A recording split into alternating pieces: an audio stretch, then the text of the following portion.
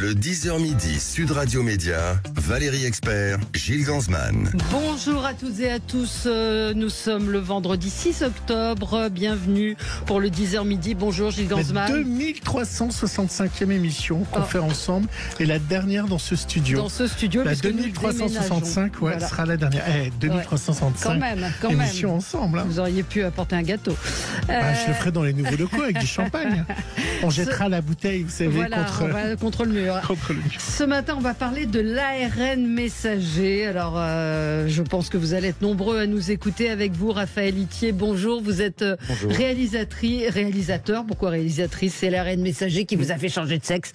Réalisateur, de ce formidable mais vraiment exceptionnel document, Les Aventuriers de l'ARN messager. C'est évidemment, on rappelle que le prix Nobel a été décerné il y a quelques jours. Prix Nobel de médecine et de physiologie a été attribué à Katalin Karikó et à Drew Weissman pour avoir contribué au développement des vaccins à ARN messager. Ça fait des années qu'ils travaillent sur l'ARN messager. Vous allez nous raconter cette épopée, la manière dont vous avez enquêté. Vous les avez rencontrés, enfin avec votre co-réalisateur. Avec Fabrice Delay, le co-auteur. Ouais. Effectivement, on les a rencontrés. Oui. Ouais. On a un petit peu discuté d'ailleurs de l'échéance possible de ce Nobel, dont ils se défendaient un petit peu. C'était il y a 1 an et demi. Mais clairement, ils étaient un peu... Parce que ça change quoi, un Nobel, pour des scientifiques? Ça change... alors, à titre strictement personnel, il y a une petite somme d'argent. Vous savez combien? C'est de l'ordre du million d'euros globalement, je crois. Mais à se partager entre c'est un ordre de grandeur. Hein, j'ai pas le chiffre exact. Et puis en termes de renommée ensuite pour obtenir des financements pour faire des recherches, je pense que sur une carte de visite, ça aide. Ouais, ça aide un peu. On va essayer de comprendre aussi pourquoi il y a eu autant de polémiques autour de cet ARN messager. Pourquoi il fait si peur? Ce qui est vrai et ce qui est faux, ça modifie l'ADN. Enfin, il y a beaucoup de choses. Et c'est un document vraiment, que vous soyez opposé, que vous ne compreniez, regardez-le parce que c'est et surtout, ça raconte toute l'épopée. Oui. Ça veut dire que tous les arguments qui étaient de dire on n'a pas de recul sur le vaccin, il y a plus de 30 ans en fait. Ça fait 30 ans qu'ils essayent de se battre sur le vaccin ARN et que le premier test du vaccin ARN, on le découvre, c'est pour évidemment lutter contre le sida, mais le premier vrai test, c'est contre la grippe déjà. Sur les souris. En situation d'épidémie, effectivement, en 2013, il y avait au cours de la grippe aviaire, il y a eu une première tentative de faire un vaccin à partir de l'ARN par un scientifique américain qui s'appelle Andrew Gill, qui à l'époque bossait chez Novartis. Il avait réussi à développer une unité ARN dans cette grosse entreprise dont c'était pas la priorité, clairement, mais ils ont su réagir assez vite et le vaccin était prêt. Mais l'épidémie s'est arrêtée et donc du coup le vaccin n'a jamais été inoculé. Incroyable, l'histoire est incroyable. On va en reparler. Stéphane, qui est un auditeur fidèle et très très omniscient, nous dit les lauréats de chaque prix Nobel se partagent un montant de 8 millions de couronnes suédoises, soit environ 740 000 euros. Donc vous étiez pas loin. C'était l'ordre de grandeur. J'avais un petit doute. Absolument. Merci pour la précision. Alors, Didier nous dit ça ne marche pas que pour déglinguer l'humain. Voilà. Vous allez nous expliquer quels sont les effets, comment travailler. Écoutez, au moins essayez d'écouter. Après, vous ferez votre idée. Mais écoutez au moins des scientifiques. Et vous qui avez enquêté, Raphaël Itier, sur cet ARN messager. On rappelle que déjà en 1965, François Jacob et Jacques Monod avaient déjà découvert le rôle de l'ARN en biologie. 1965. On y revient dans un instant. On commence avec le zapping. Sud Radio Média, l'instant zapping. Bon, sachant qu'on recevait Raphaël Itier, qui est habitué à réaliser des films scientifiques, j'ai fait un petit zapping scientifique. Commençons dans votre documentaire. Vous parlez donc de l'aventure du vaccin ARN. Aujourd'hui, face à la défiance, il y avait dans cet avou le docteur Arnaud Fontanet, qui a rappelé l'importance d'amener le vaccin du papillomavirus dans les écoles. Je pense que ce qui est important, c'est d'amener le vaccin dans les écoles, parce que l'expérience, par exemple, d'un pays comme l'Australie, qui depuis 2007 vaccine filles et un peu plus tard garçons, et je trouve très bien aussi d'associer les garçons, qu'on ne fasse pas cette maladie, le problème des filles et pas celui des garçons, alors qu'ils sont aussi touchés également et qui contribuent évidemment à la transmission. Et l'Australie a des chiffres qui sont spectaculaires sur la baisse des cancers du col de l'utérus que vous avez cité et des autres cancers qui sont associés au papillomavirus. Ils pensent qu'à l'horizon 2035, ce ne sera plus un problème de santé publique. Ce ne sera pas un épiphénomène, mais pas loin. Si vous voulez bien entendre. Oui, et la France est très en retard sur la vaccination pour le papillomavirus par rapport à d'autres pays qui ont eu des résultats incroyables par rapport au cancer, ce que racontait Arnaud Fontanet. Suivrons-nous l'exemple de l'Australie, on verra. Depuis la période du Covid, le vaccin est défié. On va parler avec notre invité par la population et en particulier donc le vaccin ARN. Un personnage est apparu dans cette crise du Covid, c'est le docteur Didier Raoult. Et il y a quelques semaines, dans C'est à vous, l'ancienne ministre de la Santé, Agnès Buzyn, en avait parlé. L'idée de ce journal, c'est aussi de retenir des leçons en cas de nouvelle crise à venir. Est-ce qu'on sera vacciné contre les gourous qui ont proliféré pendant cette crise du Covid, et notamment Didier Raoult que vous décrivez comme le dingue de Marseille? Je pense que c'est un réflexe absolument naturel. Les gens ont eu très peur, ils cherchent un sauveur. Et donc c'est un réflexe que je comprends parfaitement, et je dirais que la personnalité de Didier Raoult, elle est anecdotique en fait. Il y en aura d'autres avec d'autres crises. La question c'est comment, en réalité, les institutions bloquent ce genre d'individus, comment elles sont capables d'expliquer ce qui se passe. Et là, force est de constater que les institutions en charge de la médecine et de la santé n'ont pas joué leur rôle de vigie. On est d'accord que sans l'ARN, créer un vaccin normal contre le Covid n'aurait pas été du tout possible. Un vaccin classique, j'entends. Dans les délais dans lesquels le vaccin ARN a été fait, non. Mais c'est peut-être ça que les gens ne comprennent pas, c'est-à-dire pourquoi est-ce qu'on l'a utilisé à ce moment-là? C'est le premier vaccin ARN.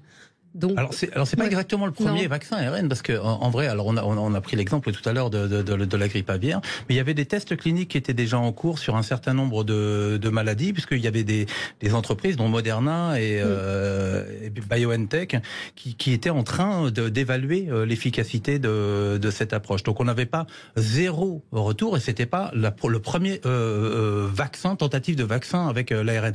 En revanche, l'ampleur du phénomène Covid et l'urgence pour laquelle, qui était là, a fait que tous les moyens ont convergé pour pouvoir répondre à la situation. Que c'était un essai grandeur nature, comme certains peuvent le reprocher, par rapport à l'ARN et qui n'avait pas été testé dans plein de choses? Alors, est-ce que sans le Covid, on aurait pris plus de temps pour l'évaluer? Oui, mais le Covid a aussi été une opportunité d'avoir... Alors, pardon pour l'expression, mais d'avoir à disposition un nombre de malades invraisemblablement grand qui permet par les statistiques d'évaluer l'efficacité et la fiabilité du vaccin. C'est-à-dire que quand vous traitez une maladie qui est un peu rare, c'est très compliqué d'évaluer l'efficacité. Sur des humains, la fiabilité comme ça, sans savoir s'il y a des effets secondaires. Mais non, mais la sécurité de la molécule ARN en termes sanitaires a déjà été testée. Ouais. Vient le Covid et on va fabriquer un ARN contre ce Covid. Donc c'est un nouvel ARN, mais les ARN ont déjà été testés. Ce qui devient possible de faire quand on a une crise, une pandémie, c'est que le nombre de cas est tel qu'on peut voir très très vite s'il y a un problème et s'il y a une efficacité. Quand vous traitez une maladie qui est un peu plus rare, vous devez faire des cohortes invraisemblablement grandes et ça prend énormément de temps avant d'avoir une réponse fiable. Là, la situation épidémique a permis d'avoir des éléments d'information qu'on n'a pas d'habitude dans le cours normal des choses. Gilles, on continue. Il est brillant notre invité, mon Dieu. Les nouvelles technologies vont de plus en plus loin. Le futur et la voiture sans chauffeur. Alors, AES, et la voiture sans chauffeur, le futur. En Californie, Valérie, je ne sais pas si vous le savez, mais il y a déjà 600 taxis autonomes qui circulent dans la ville de San Francisco. Bon, il y a quelques petits accidents. Reportage dans le 20h de France 2. Un chauffeur invisible au volant et des capteurs par dizaines autour de la voiture. À San Francisco, on les appelle les robocars. 500 taxis autonomes qui ont fait de la ville un laboratoire à ciel ouvert. Des véhicules régulièrement mis en cause pour leur dysfonctionnement. Il y en a une dizaine. Ici, un carrefour bloqué en raison d'un bug. Là, un feu rouge grillé sans raison. ou une queue de poisson. Oh, il est en train de lui couper la route, c'est pas vrai. Alors, faut-il avoir peur des robots taxis? Font-ils plus d'erreurs que les humains? Les sociétés concernées soulignent en revanche qu'il n'y a eu aucun mort ni aucun blessé grave sur le premier million de kilomètres parcourus par leur véhicule. Alors c'est assez impressionnant, hein. Il y a des essais qui sont faits en France. Moi j'ai eu la chance de monter dans une voiture autonome. C'est incroyable. C'est incroyable, mais moi j'étais avec un cadreur, je faisais un reportage, et lui avait eu plus peur que moi parce que lui avait son permis. Et donc il avait les réflexes des pédales, des choses comme ça, de voir que tout fonctionnait sans rien. Et moi qui ai l'habitude de me faire transporter, j'avais pas conscience des choses. Donc c'est pas la même chose d'être dans une voiture quand vous savez conduire. Bien sûr que quand vous ne savez pas conduire, vous avez le réflexe du conducteur. Exactement, vous êtes déjà monté dans une voiture, c'est incroyable. Vous la voyez doubler, vous la voyez avancer, c'est assez étonnant.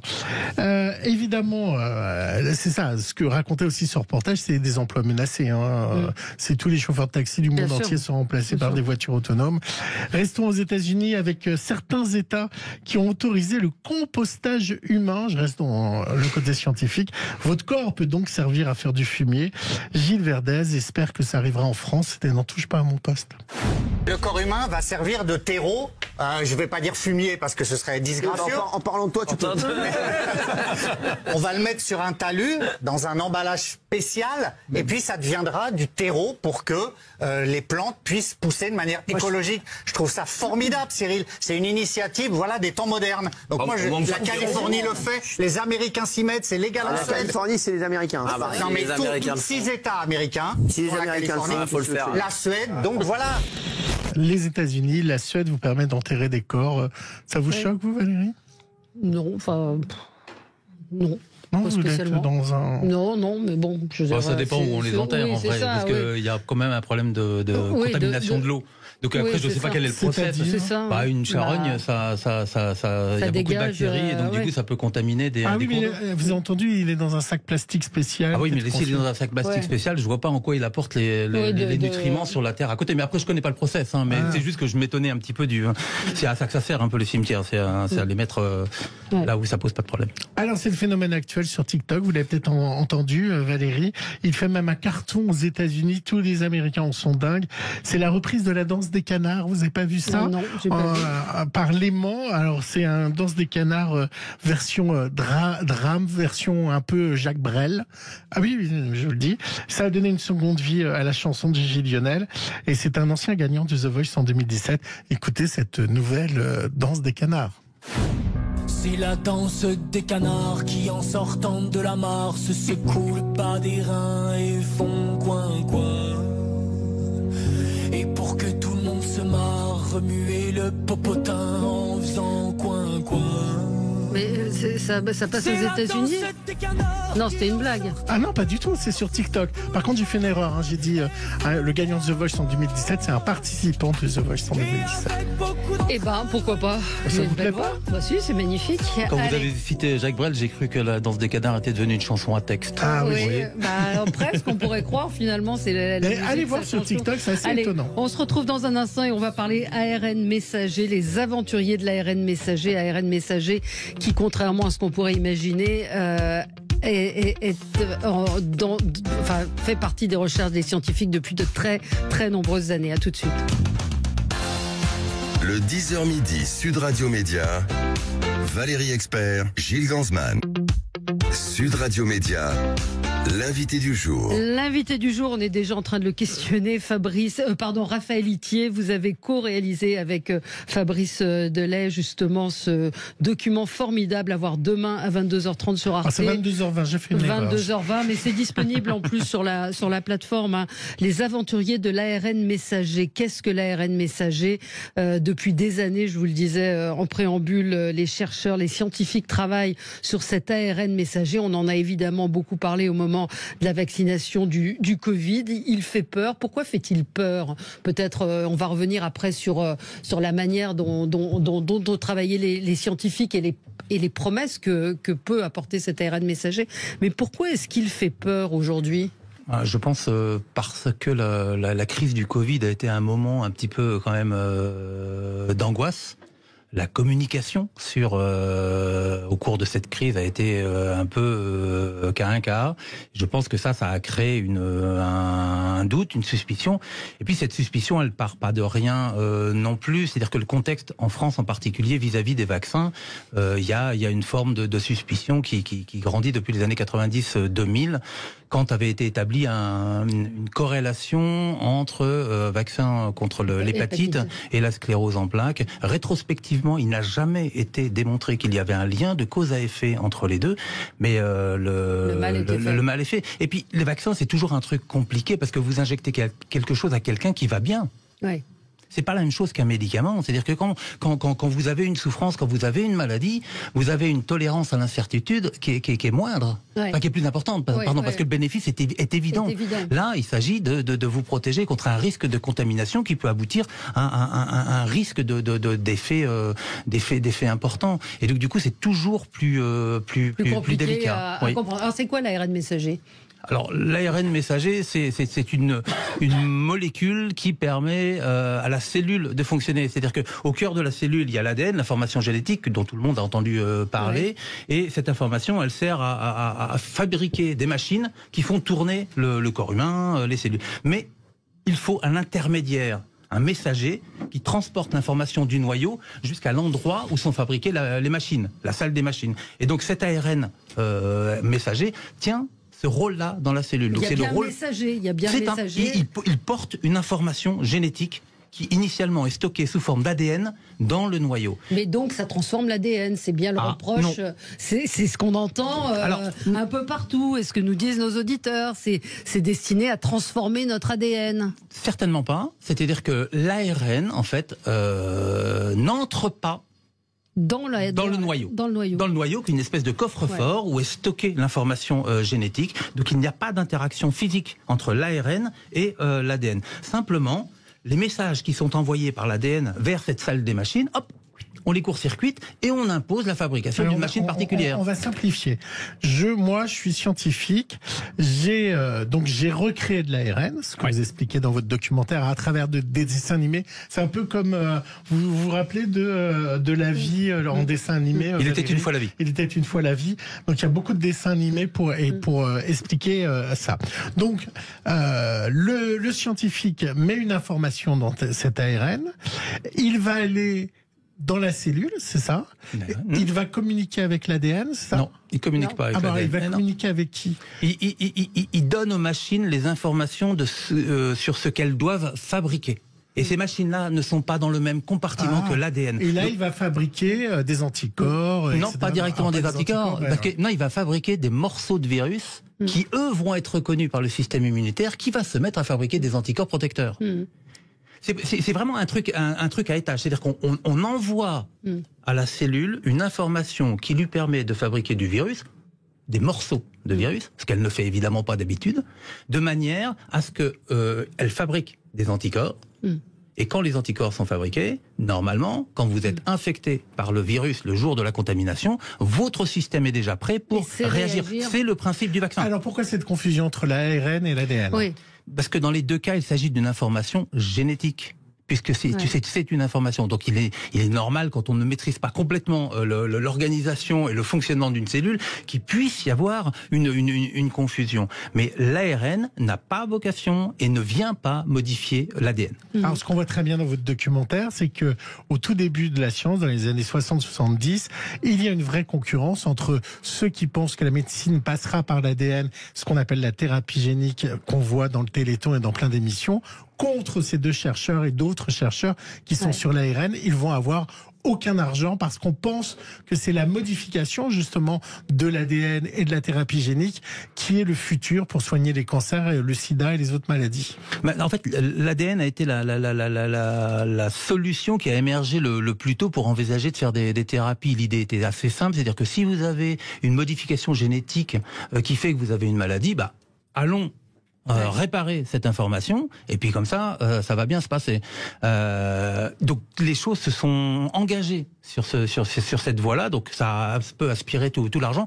Et il se trouve que par ailleurs, alors ça c'est un peu de l'humour d'ingénieur, mais l'ARN a une instabilité intrinsèque importante, et donc du coup, ça a un peu refroidi les industriels, parce que vaut mieux travailler avec une molécule stable qu'avec une molécule instable. C'est donc du coup, c'est qu'elle se dégrade relativement vite. Si vous la manipulez en laboratoire, elle va être, ce que vous essayez de faire une expérience avec, et elle finit par disparaître. Moi, j'ai bossé en labo il y a 20 ans, et par exemple, je n'ai jamais réussi à faire une expérience avec des ARN, parce qu'à chaque fois, je les perdais.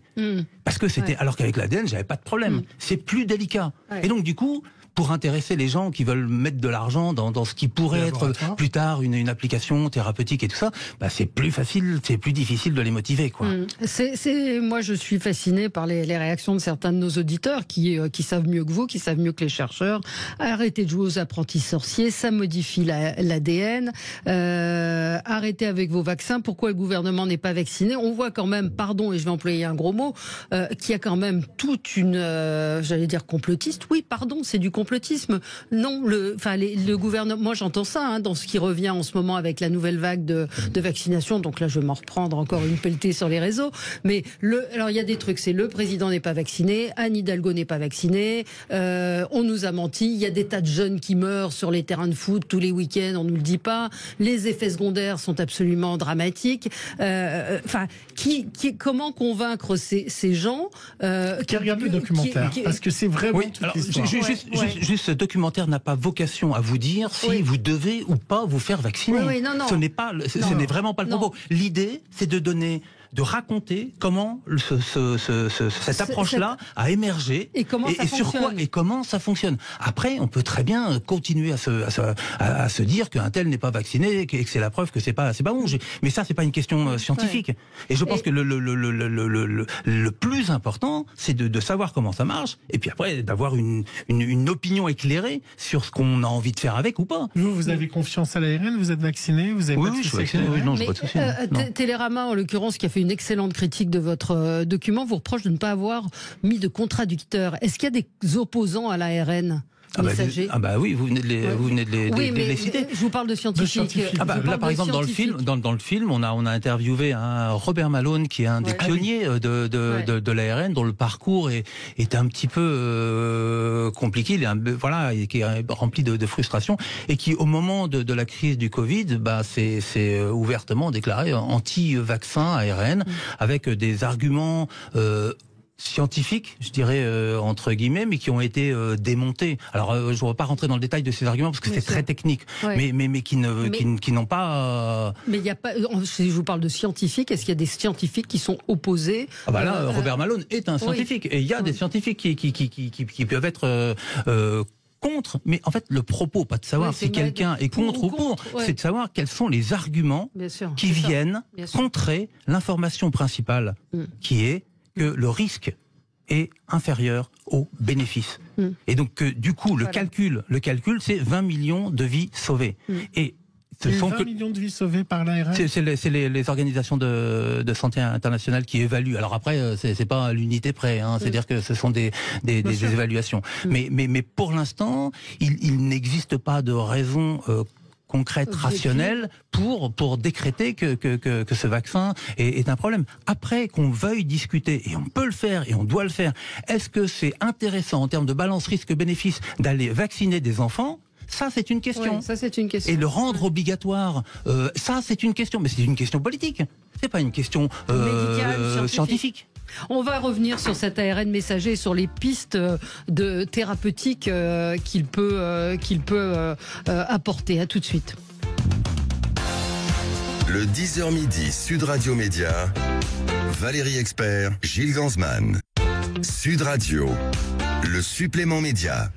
Formidable document demain qui n'est pas un documentaire militant, je précise, mais qui est un documentaire qui est informatif sur ce qu'est l'ARN messager. Toute son histoire. Ça vous dit pas si c'est bien ou si c'est mal, ça vous montre que ça existe depuis très longtemps, qu'il y a des scientifiques qui ont exploité des pistes de thérapie, de thérapeutique. Oui, puis ils ont eu des embauches, Valérie, des embûches parce que on leur donnait pas d'argent. À un moment, on voit Cataline Carico qui non seulement se découvre un cancer, mais elle a plus d'argent, il y a plus personne. Ils sont mis de côté par les laboratoires qui veulent miser sur l'ADN. Ça a été terrible pour eux de s'accrocher à ça, quand même. Très, très compliqué. C'est à cette période-là qu'elle va rencontrer à la photocopieuse Drew Weissman, qui est donc l'autre nobelisé du début de la semaine, et ils vont commencer une collaboration. Elle va apporter ses ARN et lui son expérience sur le vaccin, parce que ça fait déjà 20 ans ou 10 ans, je ne sais plus, qu'il bosse sur le sida. Parce que il y a toujours ça en arrière-plan, en fait, c'est qu'il y a eu... Au départ, les recherches d'ARN, c'est pour trouver une solution pour le sida. Alors, au tout départ, les recherches sur l'ARN, c'est juste pour savoir comment fonctionne la cellule. Et ça, c'est le premier prix Nobel, qui est un prix Nobel français, Pasteur. C'est Jacob Wolf et Monod. Et il va se passer une vingtaine d'années, c'est-à-dire que l'ADN monte et devient une technique envisagée pour faire de la thérapie. L'ARN reste un petit peu dans l'ombre. Et puis il y aura un deuxième Nobel sur l'ARN avec Tom Cech, qui est un des personnages fil rouge du documentaire, qui nous raconte un petit peu l'historique de cette recherche sur l'ARN. Et puis les gens, dans les années 90, commencent à avoir l'idée, mais au fait, peut-être qu'on peut utiliser l'ARN, cette information, pour faire des thérapies ou faire des vaccins. Et là, ça a été compliqué parce qu'effectivement, il n'y avait pas beaucoup d'argent, parce que c'était l'époque de l'ADN roi, c'était les grandes années de la thérapie génique, du Téléthon, tout ça. Qu'est-ce que ça ouvre comme perspective médicale, ce que vous évoquez d'ailleurs dans le documentaire, pour guérir un certain nombre de maladies, ou en tout cas pas les guérir, mais les contrer d'une certaine manière. Peut-être même les guérir. Le potentiel, et on ne parle que de potentiel, est absolument énorme, parce qu'il y a une espèce de facilité d'utilisation qui fait qu'on peut fabriquer ces molécules médicaments un petit peu à la carte, en fonction du problème personnel des gens. Ça, c'est sur le papier et c'est en cours d'être évalué. Il y a plein de tests qui sont faits sur un certain nombre de cancers qui montrent une vraie efficacité pour l'instant. Sur quel cancer en particulier ? Il y a le mélanome qui est le premier d'entre eux. Je crois que le cancer du sein est dans la boucle également. Le cancer du poumon, je ne suis pas sûr.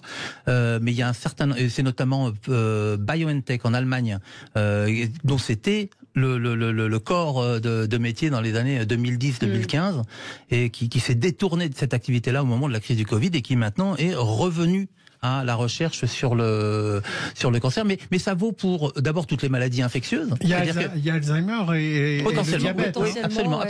Absolument, parce qu'il s'agit de mettre. Si vous Alors identifiez... c'est pas sous forme de vaccin, il faut le préciser. Pas nécessairement. Ça peut être thérapeutique ou prophylactique, c'est-à-dire vaccinal. Les deux approches sont possibles avec ce système-là.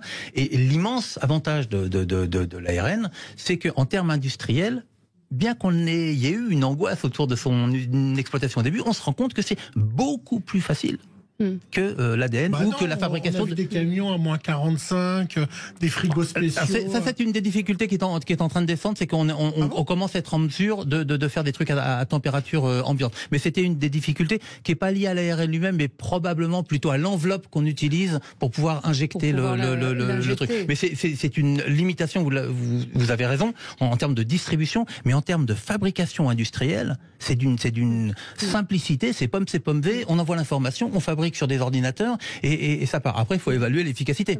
La révolution ARN, elle va s'évaluer pour chaque cas. C'est pas parce que il y a une idée géniale, il y a un potentiel incroyable que ça va marcher pour tout.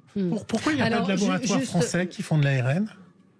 Pourquoi c'est réservé à Pfizer et BioNTech ? Alors j'imagine qu'il y a peut-être une question. On l'a jamais cru ou Non. Il faut mentionner dans cette histoire-là Frédéric Martinon, qui a été un des pionniers en France absolument. C'est lui qui a démontré la première fois qu'on pouvait avec de l'ARN obtenir une réponse immunitaire et donc potentiellement faire un vaccin. Je dirais que comme pour les autres grosses entreprises, Mérieux n'y a pas vraiment cru. Ils ont préféré. Oui, mais alors en vrai, il faut bien admettre qu'il a fallu 30 ans pour le développer. Et donc quelqu'un qui met de l'argent sur un projet, il préfère le mettre sur des choses qui, au moins en apparence, ont l'air plus prometteuses. Alors le gars, comme il vous appelle nos auditeurs, il est scientifique. Alors j'ai une formation de biologiste. Je suis docteur en biologie au départ. D'accord. Oui. Et puis vous êtes spécialisé dans le journalisme scientifique. Vous avez réalisé un certain nombre de documentaires sur le sujet. Donc ce sont des enquêtes. Le titre du document s'appelle Les aventuriers de l'ARN messager, parce que vous l'avez, en plus c'est extrêmement ludique, le mot est peut-être un petit peu fort, mais c'est assez ludique. Oui, une forme de légèreté ou d'humour dans le traitement. Dans le traitement, avec de la musique un peu rock, avec du dessin animé. Enfin, je voulais juste préciser que l'enquête s'appuie quand même sur le travail de Fabrice Delay, qui a écrit un bouquin qui s'appelle La révolution de l'ARN, et qui absolument, et qui c'est lui qui a mené l'enquête au départ, et on a décidé ensuite avec la production des coupages et Ségolène de faire un film. 15 milliards de doses de vaccins ARN messager ont été injectées, 20 millions de vies sauvées selon les agences de santé grâce à ces vaccins. C'est un chiffre, et là on a du recul. Quand les gens disent il n'y a pas de recul, on a du recul finalement maintenant.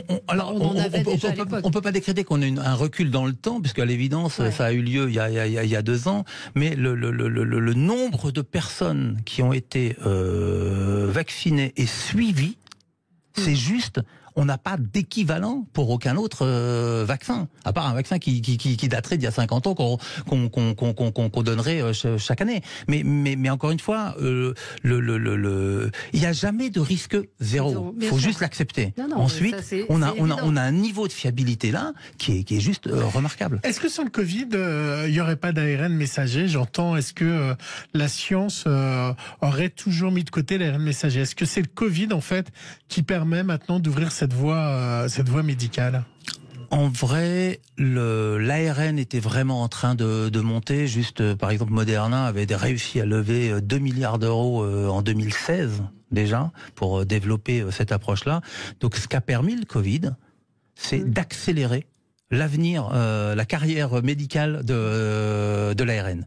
C'est essentiellement ça. Et parce qu'il y a une espèce, encore une fois, la situation épidémique a permis d'avoir une vision d'une rare précision et d'une rare puissance sur une situation. Juste répondre à un auditeur qui me dit pourquoi vous n'organisez pas un débat avec des gens pour ou contre. Alors je vais vous raconter une chose, c'est que on a essayé d'organiser un débat par exemple avec Louis Fouché, qui n'a pas voulu, qui s'est désisté au dernier moment. Cette émission-là, non, pas pour cette émission-là, mais qui s'est désisté face à un médecin qui voulait lui répondre. On rappelle que le professeur Raoul refuse toute contradiction face à des médecins, il n'est que face à des journalistes. Donc évidemment que moi j'y suis favorable, sauf que les contradicteurs en général refusent de débattre avec d'autres scientifiques qui ne sont pas de leur avis. C'est en tout cas l'expérience que nous on a eue.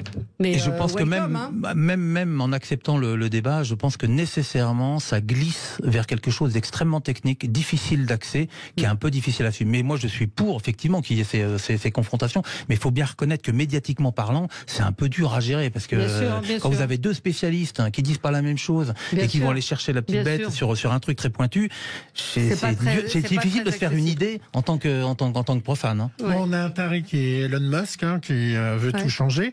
Est-ce que l'ARN messager peut être détourné de son enfin pour l'instant il est utilisé pour soigner des maladies importantes comme le diabète, Alzheimer. Est-ce qu'on peut imaginer du fait de pouvoir envoyer des messages à cette cellule, ce soit d'autres messages? Est-ce qu'on peut le détourner de le détourner de son côté Là, on est presque dans la science-fiction, mais est-ce que c'est possible? Oui, enfin, si votre allusion est au transhumanisme, c'est-à-dire si on peut effectivement augmenter, si on trouve le moyen de le faire bien avec un ARN. Est-ce qu'on peut me donner plus de muscles? Oui, mais comme de la même façon que quand on vous donne de la créatine, vous en aurez plus. Enfin, je veux dire, il y a plein de molécules qui le permettent aussi. Celle-ci pourrait le permettre. Je vois pas de. Sur l'obésité, ça peut jouer. Il y a des recherches là-dessus. Je ne sais pas sur l'obésité à proprement parler, mais diabète. Non, mais si, incidemment. Oui, sur le diabète. En fait, mais l'ARN ne peut pas être détourné d'un mauvais côté. Pas plus qu'un autre médicament. Oui, c'est vrai. Pas plus que de l'ADN, pas plus qu'une protéine qu'on utilisera comme un traitement, comme l'insuline que vous pouvez. Enfin, oui, potentiellement ça existe, c'est pas impossible. Ouais. En tout cas, c'est vraiment à regarder pour comprendre, ne serait-ce que pour comprendre comment fonctionne cette. C'est pas d'autres militants, ça raconte l'histoire. Alors on nous dit que si parce qu'il n'y a pas de contradicteur, mais non, mais ça ne défend pas une thèse. Ça raconte l'histoire. Des travaux scientifiques et ça raconte le combat. Cette histoire.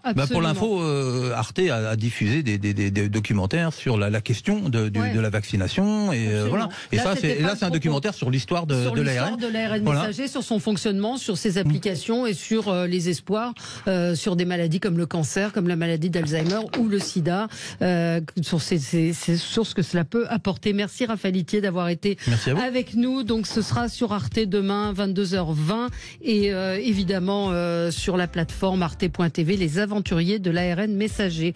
Merci. À suivre sur Sud Radio, mettez-vous d'accord, Valérie Expert.